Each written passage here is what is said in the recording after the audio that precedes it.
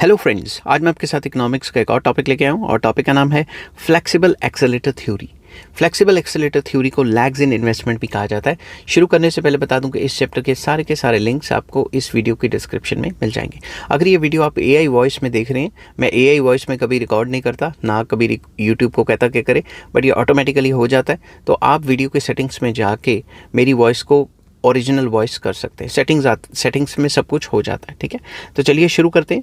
The flexible accelerator theory removes one of the major weaknesses of the simple acceleration principle that the capital stock is optimally adjusted without any time lag. Flexible accelerator theory जो पुरानी accelerator theory जो मैंने पीछे discuss की थी, वो ये assume करके चलती थी कि जो कैपिटल स्टॉक है वो खुद ब खुद एडजस्ट हो जाता है विदाउट एनी टाइम लैग। मगर ये थ्योरी कहती है कि भाई टाइम लैग तो होता ही है। समझिए बात, विदाउट एनी टाइम लैग मतलब एकदम से एडजस्ट हो जाएगा, वो कैसे होगा? वो पुरानी थ्योरी की काफ़ी क्रिटिसिज्म हुई थी, बुराई हुई थी इस मामले को लेके। In the flexible accelerator, there are lags in the adjustment process between the levels of output and the level of capital stock. तो ये जो flexible accelerator principle है, ये कहता है कि जब भी हम आउटपुट के लेवल को चेंज कर रहे होते हैं और कैपिटल के लेवल को भी जो चेंज कर रहे होते हैं, इस प्रोसेस में काफ़ी जो लैग्स आते हैं। ये नहीं कि एकदम से उसी टाइम पे सब कुछ हो जाएगा। This theory is also known as the capital stock adjustment model, जो कि कोएक ने दिया था। इकोनोमेट्रिक्स में हम कोएक का मॉडल डिस्कस करते हैं, उसकी कुछ इक्वेशंस हम यहाँ पे भी लिखेंगे ताकि टीचर पे अच्छा इंप्रेशन पड़े कि हमें कुछ आता है। ठीक है, क्योंकि पेपर में इक्वेशंस वगैरह, डायग्राम्स वगैरह बनाओगे तभी नंबर आएंगे। The theory of flexible accelerator has been developed by in various forms by Chenry, Goodwin, Koek and Junankar. But the most accepted approach is by Koek. Koek ने जो अप्रोच दी है वो सबसे ज़्यादा जो है एडजस्टमेंट को लेके चलती है, लैग्स को लेके चलती है, इसलिए सबसे अच्छी मानी जाती है। कोएक में भी इसका बहुत अच्छा एक मॉडल है जो कि मैंने इकोनोमेट्रिक्स की प्लेलिस्ट में अपलोड किया हुआ है। Junankar has discussed the lags in the adjustment between output and capital stock. जो जुनैंकर थे, उन्होंने डिस्कस किया कि किस तरीके से आउटपुट के चेंज होने से कैपिटल स्टॉक में चेंज आता है। ही explains them at the firm level, firm के लेवल पे, और एक्सटेंड करते हैं वो एग्रीगेट लेवल पे, मतलब फर्म के लेवल से शुरू करते हैं और पूरी इकोनॉमी के लेवल तक चले जाते हैं। Suppose there is an increase in the demand for output. अगर हम ये मान के चलते हैं कि आउटपुट की जो डिमांड है, जो भी कंपनियां माल प्रोड्यूस करें उसकी डिमांड बढ़ गई, to meet it first the firm will use its inventories and then utilize its capital stock more intensively. शुरुआत में तो उस डिमांड को पूरा करने के लिए जो कंपनी के पास इन्वेंट्रीज हैं उसको खाली किया जाएगा, और अगर और डिमांड लगातार बढ़ती रहती है तो क्या होगा? कैपिटल स्टॉक का इस्तेमाल करके और ज़्यादा माल बनाया जाएगा। ठीक है, if the increase in demand for output is large and persists for some time, the firm would increase its demand for capital stock. अगर लगातार डिमांड बढ़ती रहती है तो कंपनियां भी ज़्यादा मशीनों की डिमांड करेंगी, क्योंकि कंपनियों को वो माल बनाना है, ज़्यादा माल बनाने के लिए ज़्यादा मशीनें चाहिए। This is the decision making lag, इसको हम डिसीजन मेकिंग लैग कहते हैं। There may be the administrative lag of ordering the capital. अब एडमिनिस्ट्रेटिव लैग कहाँ आता है? उस मशीन को ऑर्डर करने के लिए जो टाइम लग गया कि आज ऑर्डर किया, आज के आज ही तो नहीं मिल जाएगी ना। As capital is not available easily and in abundance in the financial capital market, there is the financial lag in raising the finance to buy the capital. क्या पता वो मशीन महंगी है, अगर महंगी है तो हमें फाइनेंस रेज करना पड़ेगा कंपनी को, तो वो फाइनेंशियल लैग हो गया। समझ की बात, उसको रेज करने में भी टाइम लग जाएगा, पैसे का इंतजाम करने में भी टाइम लग जाएगा। Finally there is a delivery lag between ordering of the capital and its delivery. Finally अगर हमने पैसे का जुगाड़ कर भी लिया, अरेंजमेंट कर भी लिया, तो उसको हम ऑर्डर करेंगे तो ऑर्डर करके आएगी ना, ये तो नहीं कि वो एकदम बनी बनाई पड़ी होगी, ऑर्डर करेंगे तो आएगी। तो उसका जो गैप है, वो लैग है, वो डिलीवरी लैग है।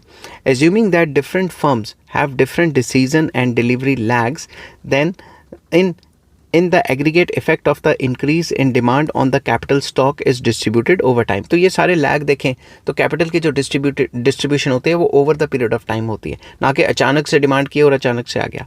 This implies that the capital stock at time t is dependent on all the previous levels of output. That is, जो कैपिटल स्टॉक है वो प्रीवियस लेवल्स ऑफ आउटपुट पे डिपेंड करता है। दैट इज, जो output T T में हमने बनाई है time period T-1 up to T-n। तो आज की जो आउटपुट है वो पुराने कैपिटल स्टॉक्स पे भी डिपेंड करती है, क्योंकि वो भी तो मशीनें हमारे पास पड़ी होंगी ना। तो इसको डायग्राम से एक्सप्लेन किया है। It can be explain with the help of diagram where initially in time period T0, ये टाइम पीरियड T0 है, there is a fixed relationship between the capital stock and the level of output. जो शुरुआत में capital stock and level of output पे fixed relation है, यहाँ time है, यहाँ कैपिटल स्टॉक है और आउटपुट दे दी। When the demand for output increases, जब भी आउटपुट की डिमांड बढ़ती है, मैंने यहाँ आउटपुट अच्छे तरीके से नहीं लिखा, मैं यहाँ लिख देता हूँ, ठीक है। तो जब भी आउटपुट की डिमांड बढ़ती है, the capital stock increases gradually after the decision and delivery lags. तो जो कैपिटल है, जो कैपिटल स्टॉक है वो भी बढ़ जाएगा, मगर डिसीजन लैग और डिलीवरी लैग्स तो होंगे ही होंगे, शोन बाय द कर्व के depending upon the previous levels of output. तो ये सारे के सारे लैग असर डालेंगे और जो प्रीवियस लेवल ऑफ आउटपुट है वो भी असर करेगा कि अभी हमें कितना कैपिटल स्टॉक चाहिए। तो capital stock in time period T आपको बताया था वो पुरानी आउटपुट्स पे भी डिपेंड करता है, ठीक है। और इसमें डिलीवरी लैग और डिसीजन लैग्स भी आ जाते हैं। The increase in output is shown by the curve Y. ये जो कर्व वाई है ये हमें दिखा रही है कि आउटपुट तो इतने से बढ़ गई और कैपिटल स्टॉक उतने से नहीं बढ़ी। कैपिटल स्टॉक आराम से ग्रेजुअली बढ़ती है क्योंकि इसमें लैग्स आ जाते हैं, ठीक है। The dotted line K star is the optimal capital stock which equals to the actual capital stock. मैंने यहाँ स्टॉक के स्पेलिंग जल्दी में गलत लिख दी है, ठीक है, which equals to the actual capital stock K in time period T. तो अगर टाइम पीरियड टी की बात करें तो ये जो के स्टार है, जो ऑप्टिमल कैपिटल स्टॉक है और जो एक्चुअल कैपिटल स्टॉक है वो टाइम पीरियड टी में बराबर आ जाता है, ठीक है। तो सिंपल वर्ड्स में ये बताया कि जितनी आउटपुट की डिमांड बढ़ेगी उसी हिसाब से कैपिटल स्टॉक को भी चेंज करना पड़ेगा, मगर अचानक से एकदम से चेंज नहीं होगा, उसमें कुछ लैग्स आएंगे, डिलीवरी लैग्स होंगे और भी फाइनेंशियल लैग्स होंगे, कई टाइप के लैग्स होंगे, ठीक है। इस चीज़ को हम कोइक मॉडल के थ्रू एक्सप्लेन कर सकते हैं। कोइक मॉडल एक इकोनोमेट्रिक्स का मॉडल है और अगर आप ये कुछ इक्वेशंस अपने मॉडल में ऐड करते हैं तो टीचर्स आपको बहुत अच्छे नंबर देंगे। Koyck's approach to the flexible accelerator assumes that the actual stock depends on all past output levels with weights declining geometrically. ये कहते थे कि भाई जो भी हमारी कैपिटल स्टॉक है वो पुरानी आउटपुट के लेवल पे भी डिपेंड करती है, मगर जितना पुराना जाते रहेंगे जो वेटेज है वो पहले से कम होती जाएगी। तो इसकी इक्वेशन है K T is equals to small V और ब्रैकेट में है 1 माइनस लेमडा और फिर से ब्रैकेट स्टार्ट है Y T plus lambda Y T minus 1 lambda square Y T minus 2 plus dot lambda raise to power n Y T minus n। तो मतलब n time period तक जितना भी पीछे जाना चाहें जा सकते हैं, मगर जो वेटेज है वो जो आउटपुट पे डिपेंडेंस है कैपिटल स्टॉक की, जितना पीछे जाएंगे वो उतनी कम होती रहेगी। इसको मैंने इक्वेशन 1 ले लिया, वेयर जो लैम्डा की वैल्यू है वो 0 और 1 के बीच में लाई करेगी। If there is no change in output and it is equal to Y bar, अगर आउटपुट में कोई चेंज नहीं हुई तो ये जो वैल्यूज़ हैं ये वाई बार के बराबर आएंगी। The expected value of output also remains unchange, अगर जो एक्सपेक्टेड वैल्यू ऑफ आउटपुट है वो भी अनचेंज रहेंगी। तो इट इज़ इक्वल टू के बार, ये वाली इक्वेशन। तो ये जो सारे y हैं इनको मैंने y बार में कन्वर्ट कर लिया, समझ गए बात। तो अगर इसमें कोई चेंज नहीं आ रहा तो इसकी वैल्यू y बार के इक्वल हो जाएगी। तो अगर y बार को कॉमन लें तो ब्रैकेट के अंदर लैम्डा ही रह गया ना, 1 या इसकी जगह 1 आ गया और बाकी सारे लैम्डा ही रह गए, समझ गए बात। इसको हमने इक्वेशन 2 ले लिया, वेयर अगर हम इसकी सबकी वैल्यू लें 1 over 1 minus lambda are the weightage, जो ज्योमेट्रिकली जो वेटेज है उसकी वेटेज को अगर हम ये इक्वेशन दें 1 ओवर 1 माइनस लैम्डा, तो इसको अगर हम इक्वेशन में डाल दें तो ये वाली जो चीज़ है इसकी जगह पे क्या आ जाएगा, ये चीज़ आ जाएगी, इसकी जगह पे आ जाएगा 1 ओवर 1 माइनस लैम्डा। क्यों?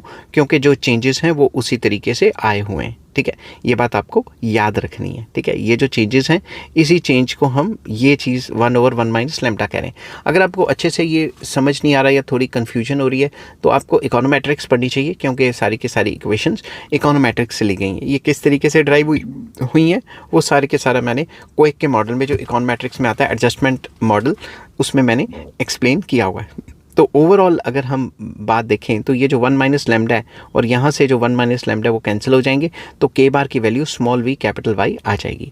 इफ़ इक्वेशन 1 इज़ ट्रू, अगर हम इक्वेशन 1 की बात करते हैं ये वाली इक्वेशन की, अगर ये सही है then KT minus one is also true, अगर हम पुराने साल की लेंगे वो भी ट्रू रहेगी। Therefore we can rewrite equation 1 as, अगर हम पुराने साल की इक्वेशन देखें तो जैसे ये मैंने KT से लिया है वैसे T माइनस वन से लूँगा तो ये इक्वेशन भी उस हिसाब से चेंज हो जाएगी।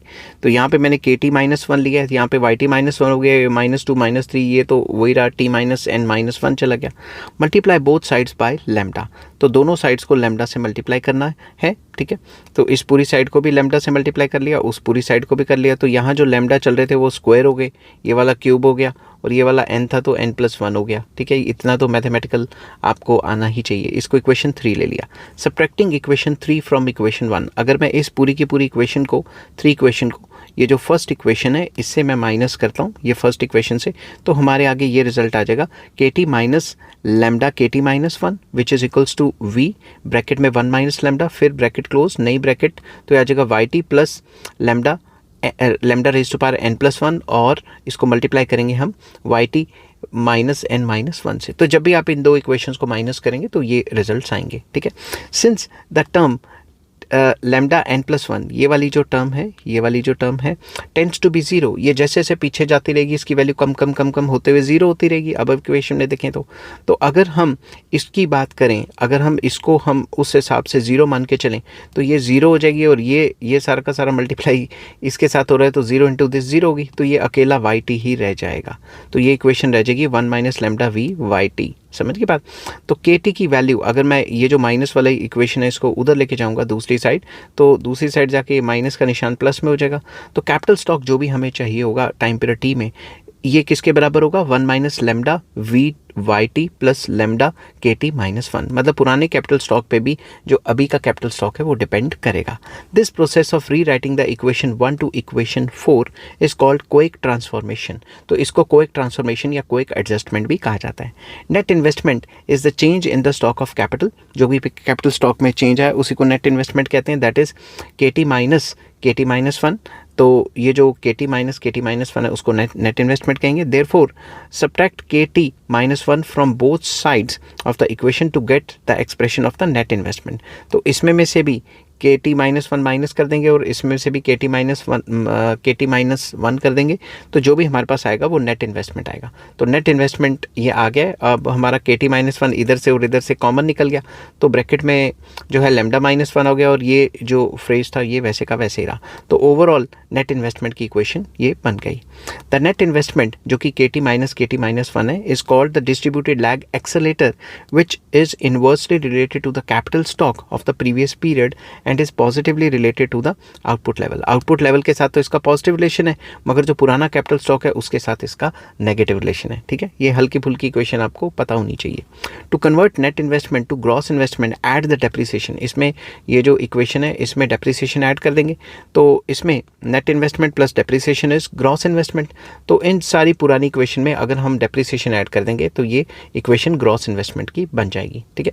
Depreciation is assumed to be proportional to the last year's capital stock and is estimated by ये आ जाएगा इसका फॉर्मूला डेल्टा KT माइनस 1। तो अगर हम ये मान के चलें कि जो डेप्रिसिएशन है, जो इस टाइम पीरियड की जो डेप्रिसिएशन है वो लास्ट ईयर के कैपिटल स्टॉक पे डिपेंड करती है, तो इसका फॉर्मूला ये वाला बन गया जो मैंने बताया, डेल्टा KT माइनस 1, ठीक है। By adding this in equation 6, अगर हम इसको इक्वेशन 6 मतलब ये ऊपर वाली इक्वेशन में ऐड करें तो इसका फॉर्मूला बन जाएगा वही पुराने वाला प्लस डेल्टा KT माइनस 1, क्योंकि ये जो डेप्रिसिएशन है इसकी जगह पर ये चीज़ आ गई, ठीक है। अब हम क्या करेंगे, ये जो KT माइनस 1 है ये इधर भी है, KT माइनस 1 जो है ये इधर भी है, तो KT माइनस 1 को कॉमन निकाल के अंदर ब्रैकेट में क्या रह जाएगा, 1 minus lambda plus delta. This equation expresses the flexible accelerator और स्टॉक एडजस्टमेंट प्रिंसिपल। इसको स्टॉक एडजस्टमेंट मॉडल भी कहा जाता है इकोनोमेट्रिक्स में। To conclude the flexible accelerator is very important contribution to the theory of investment which solves the problem of lags in investment demand। तो ये जो flexible accelerator है ये हमें बताता है कि भाई lags भी होते हैं, ये नहीं कि अचानक ही सब कुछ बढ़ गया तो उसी टाइम पे डिमांड के बढ़ने से उसी टाइम पे आउटपुट बढ़ जाएगी और उसी टाइम पे कैपिटल स्टॉक भी बढ़ जाएगा, ऐसा नहीं होता। It is not only incorporates the effects of lag between lag but also of depreciation and access capacity in the capital stock adjustment. तो सिंपल वर्ड्स में हमें ये भी बताता है कि भाई डेप्रिसिएशन का क्या असर रहा, और जो एक्सेस कैपिटल स्टॉक हम लेके बैठे, एक्सेस कैपेसिटी लेके बैठे, उसमें शुरुआत में तो डिमांड को कोप अप किया जा सकता है, शुरुआत में तो माल बनाया जा सकता है, मगर एक टाइम के बाद जो है हमें नया कैपिटल स्टॉक खरीदना ही पड़ेगा, जिसमें लैग्स आ जाएंगे। ठीक है, आई होप ये वीडियो आपको पसंद आई होगी। अगर पसंद आती है तो please like, share and subscribe. इस चैप्टर के सारे लिंक्स आपको इस वीडियो के डिस्क्रिप्शन में मिल जाएंगे। Take care, bye bye.